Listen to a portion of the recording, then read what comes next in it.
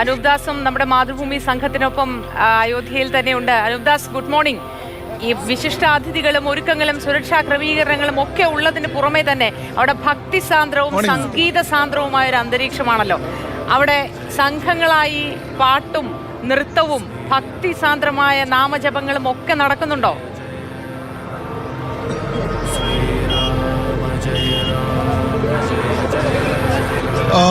ഭക്തിസാന്ദ്രം എന്ന് തന്നെ പറയാം. ഞാനിപ്പോൾ നിൽക്കുന്നത് പ്രധാനപ്പെട്ട ഗേറ്റിലാണ്. അതായത് നമുക്ക് ദൃശ്യങ്ങൾ കാണാം.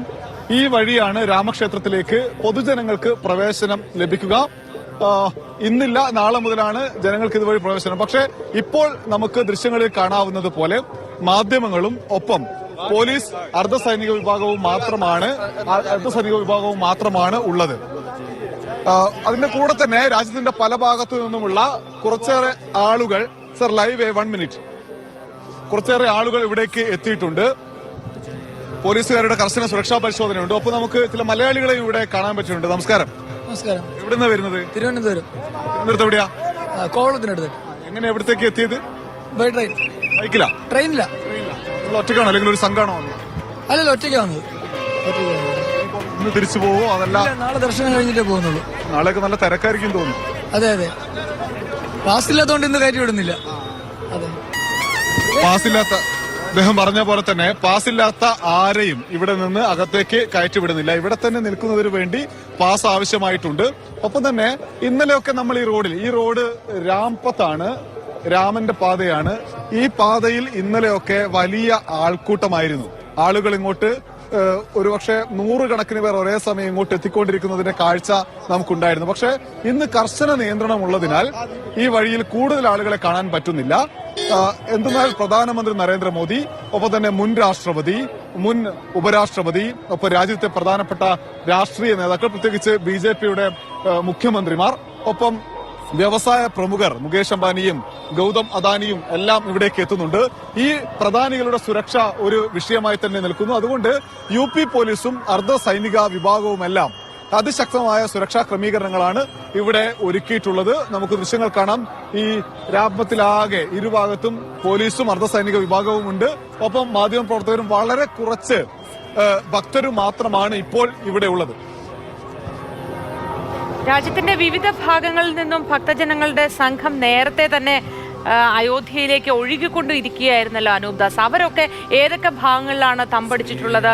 അവരുടെയൊക്കെ കലാപരിപാടികളും സംഗീത പരിപാടികളും ഒക്കെ അവിടങ്ങളിലൊക്കെ ആയിട്ട് അരങ്ങേറുന്നുണ്ടോ?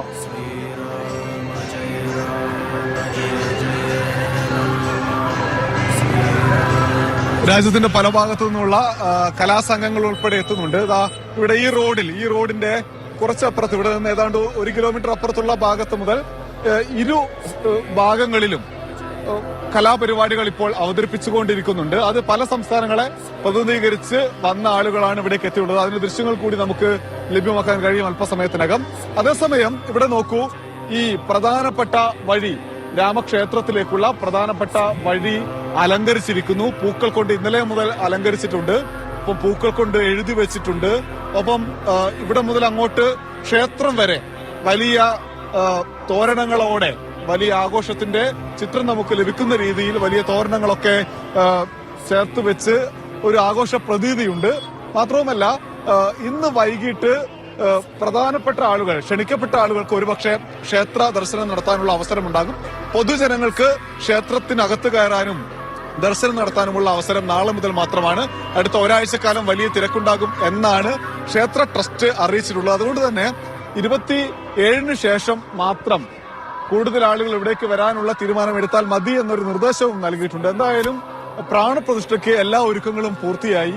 ഇനി പ്രധാനപ്പെട്ട അതിഥികൾ വരുന്നതിന് വേണ്ടി കാത്തിരിക്കുകയാണ് ഇവിടെ ഉള്ള ട്രസ്റ്റിന്റെ ഉൾപ്പെടെ ആളുകൾ. പ്രധാനമന്ത്രി നരേന്ദ്രമോദി നേരത്തെ ബാലഗോപാൽ സൂചിപ്പിച്ച പോലെ 10:25-നാണ് അയോധ്യയിൽ ഇറങ്ങുക. അതിനുശേഷം അദ്ദേഹം ഹെലികോപ്റ്ററിൽ 10:55-ന് ക്ഷേത്രത്തിന് തൊട്ടടുത്തെത്തും. 10:55-ന് എത്തിയ ശേഷം 11 മുതൽ 12 വരെയുള്ള സമയത്ത് അദ്ദേഹം തൊഴിലാളികൾ ഉൾപ്പെടെയുള്ള ആളുകളോട് കൂടിക്കാഴ്ച നടത്തും. അത് കഴിഞ്ഞ് 12:05 മുതൽ 12:55 വരെയാണ് പ്രാണപ്രതിഷ്ഠ ചടങ്ങിൽ പ്രധാനമന്ത്രി പങ്കെടുക്കുക. അതും കഴിഞ്ഞ് 1 മണി മുതൽ 2 മണി വരെയുള്ള സമയം അത് അയോധ്യയിൽ പൊതുസമ്മേളനത്തിൽ പ്രധാനമന്ത്രി സംസാരിക്കും.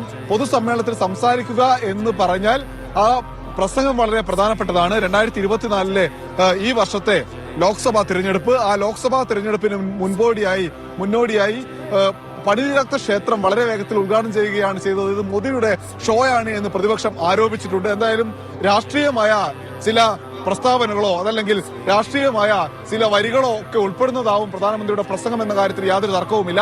ക്ഷേത്രത്തിന് തൊട്ടടുത്തല്ല ഈ പൊതുസമ്മേളന വേദി ക്ഷേത്രത്തിന് പുറത്താണ്. അതുകൊണ്ട് തന്നെ രാഷ്ട്രീയ പ്രസംഗം തന്നെ നമുക്ക് പ്രതീക്ഷിക്കാം ഇന്ന് ഉച്ചക്കത്തെ പ്രധാനമന്ത്രിയുടെ പ്രസംഗത്തിൽ. ശരി അനൂപ് ദാസ്, ഇനി വേക്കപ്പ് കേരളയുടെ അടുത്ത മണിക്കൂറുകളിലൊക്കെ അനൂപ് ദാസിലേക്കും ബാലഗോപാലിലേക്കും ഒക്കെ വരാം. അയോധ്യയിൽ അങ്ങനെ രാമമന്ത്രങ്ങൾ മുഴങ്ങുന്ന അതീവ ഭക്തി സാന്ദ്രമായ അന്തരീക്ഷത്തിലാണ് 12:20 പ്രാണപ്രതിഷ്ഠ നടക്കുക. 12 മണിക്ക് ശേഷം അവിടെ ഈ പറഞ്ഞതുപോലെ ഭക്തിസാന്ദ്രമായ അന്തരീക്ഷത്തിന്റെ ഒരു മുറുക്കം തന്നെ ആയിരിക്കും ആ അന്തരീക്ഷത്തിൽ ഉണ്ടാവുക.